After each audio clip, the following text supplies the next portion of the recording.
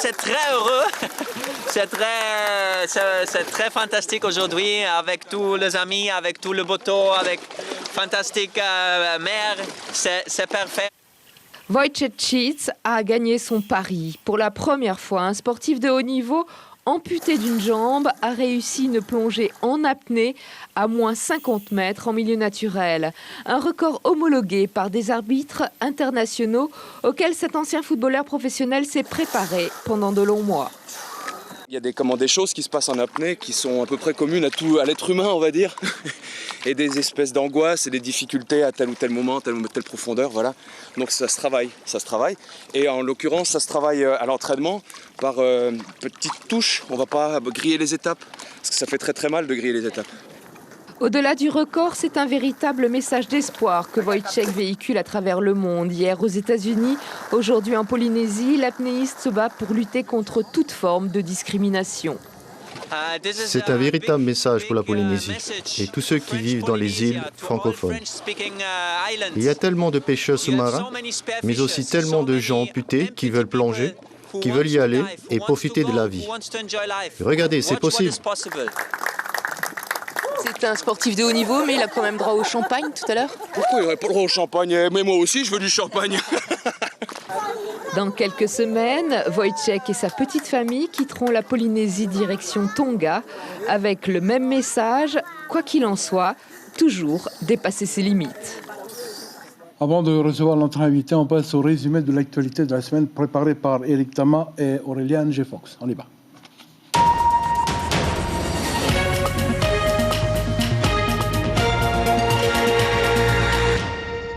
La vie ne lui a pas fait de cadeau. Après son accident en 1991, Moana perd l'usage de sa main droite. Avec un tel handicap, pas facile de trouver du travail. L'espoir, Moana va le trouver au sein du centre Wewete Aroha. Il y suit la formation Espace Vert. Me pousse vraiment à avancer dans ma vie. Déjà, premièrement, qui respecte beaucoup mon handicap. Et puis, il ne me favorise pas comme un handicap, mais comme quelqu'un qui peut avoir du travail comme n'importe qui. Antoinette, c'est une force de caractère peu commune. Hospitalisée, elle a obtenu le droit de sortie pour ce rendez-vous, car il y a une semaine à peine, on lui a enlevé le deuxième sein. Sa maladie est reconnue par le CIVEN comme radio-induite. L'expertise s'est bien passée, mais la laisse encore sous le choc. Je pense que le médecin a compris, il a ressenti ma souffrance, ma douleur. Une fois que le CIVEN aura reçu le compte-rendu de l'expertise qui est réalisée ici par des médecins experts, mais ces médecins n'ont rien à voir avec le nucléaire, Ils font de l'expertise du dommage corporel, des préjudices qui ont été subis. C'est ensuite le CIVEN, au vu de ce rapport, qui va déterminer une somme qui va être proposée aux gens qui vont accepter ou pas. Grâce à cet assistant électrique, Jacques peut se rendre rapidement à la clinique pour ses consultations. Mais certains trottoirs l'obligent inévitablement à prendre la route, ce qui peut gêner les automobilistes. Les gens, quand ils me voient sur la route, dans des cas comme ça, je me fais engueuler. En Polynésie, près de 200 personnes circuleraient en fauteuil roulant et aucun des parkings de la capitale n'a été pensé pour eux. Pour nous, donc on est obligé de faire un transfert, le fauteuil doit être à côté, la portière doit s'ouvrir.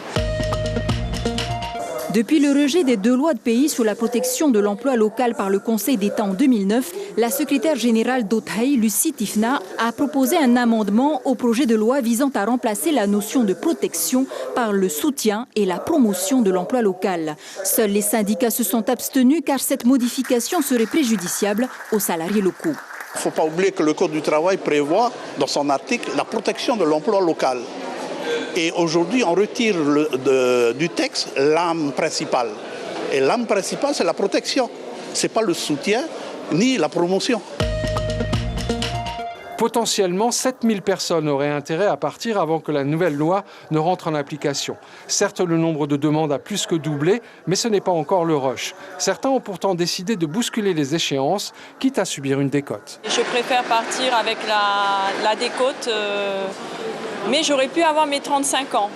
D'autres, comme Jeanne, sont là pour aider la famille. Son beau-frère boulanger n'a peut-être pas toutes ses annuités, mais il a vraiment envie de mettre un terme à son activité professionnelle. Lui, son travail, c'est pénible. Il commence à 3 h du matin pour finir à 14 h. Et il a 55 ans. il voit qu'il est quand même assez fatigué.